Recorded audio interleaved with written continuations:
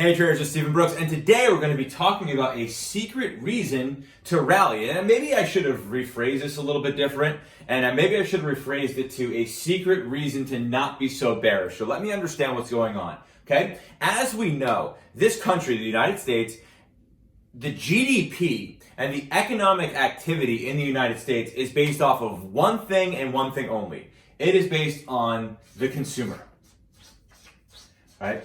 It is based on the consumer. Now, why do I say that? Well, the reason is because 70% of the GDP in this country, the United States, is based off of the consumer. A combination of how much they're spending, which of course is a sign of how much confidence they do or do not have.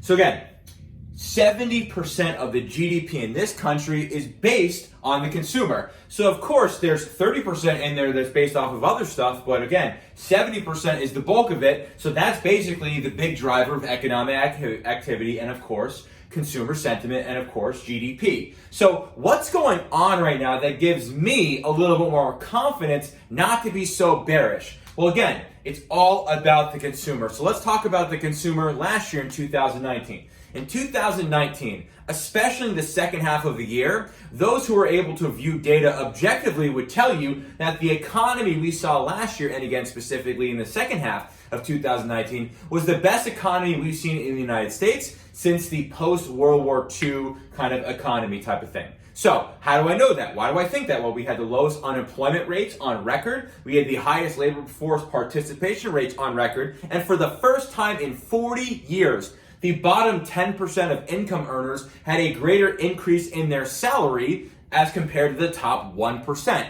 Amazing, very good things. And of course, we're not there now because of the shelter in place and the coronavirus, but the economy was rocking last year. GDP was great. It was consistent. The consumer was spending a lot of money, and what happens, that gives a lot of companies confidence to invest, stocks go up, all that good stuff. So you might be thinking, well, Stephen, if the economy was so good last year in 2019, and we have the coronavirus, and of course, those same things can't necessarily happen right now, well, what is this all about? Well, little do you know, folks, little do you know, in 2020, the household income, the average household income to date is greater than it was in 2019. Now, how can I say that? Well, there's a few reasons. Number one, what the Treasury and Congress have done here in the United States has been pumping trillions and trillions of dollars into the economy. A lot of that was going to pay for workers who are furloughed or laid off. So right now in 27 out of the 50 states in the United States, if you are someone who was furloughed or you're someone who was let go from their position, you are making more money now as a non-employee, as someone who is unemployed, as opposed to when you were actually working. Why? Because they have added an additional $600 a week as part of this pandemic unemployment.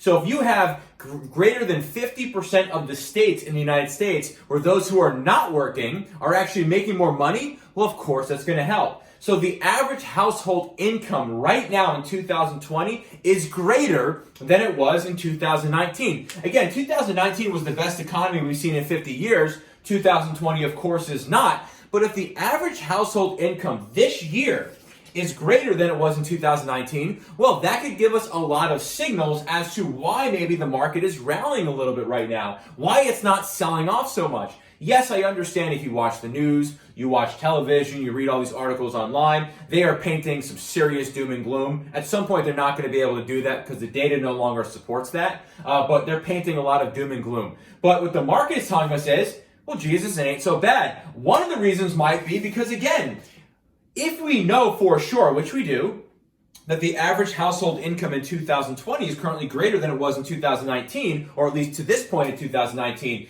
what that's going to do is that's going to create a lot of pent-up demand. A lot of pent-up demand. And I think what you're going to see is as a lot of these economies start to reopen, as a lot of people get more confidence, as they're able to go outside, as the weather gets warmer, I think because, again, the average household income this year is greater than it was last year, at least by this time, there's going to be a lot of demand. And what happens when there is demand to spend? They're not going to save it, especially when interest rates are at zero right now. They're going to spend.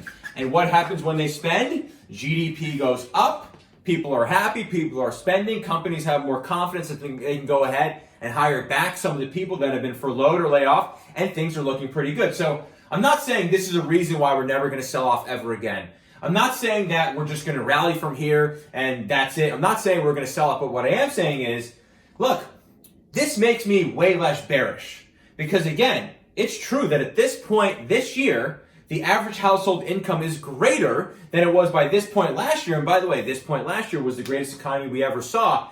That gives me a lot of confidence that, yeah, there's going to be a significant amount of demand. And when there is demand, and if there's going to be supply coming, such as economies reopening, restaurants, travel, leisure, all that stuff, they're going to spend that money because nobody's going to save money at a 0% interest rate or potentially a negative interest rate. And what's that going to do? That's going to give companies confidence. That's going to boost up GDP. And it's going to make what happened here much more likely to come back to some sort of normalcy a lot quicker. Again, if you didn't have household income at the level that it is now, you wouldn't have the chance to have such a strong recovery. But we're already seeing credit card purchases going straight up. We're already seeing people book airline flights. We're already seeing people book cruise lines. So again, folks, with more income this year, of course that's going to help demand. And people don't save their money, they spend it. What's that going to do? That's going to help GDP, and that's going to make the depression or recession that we probably are already out of, that's going to help us recover that much faster.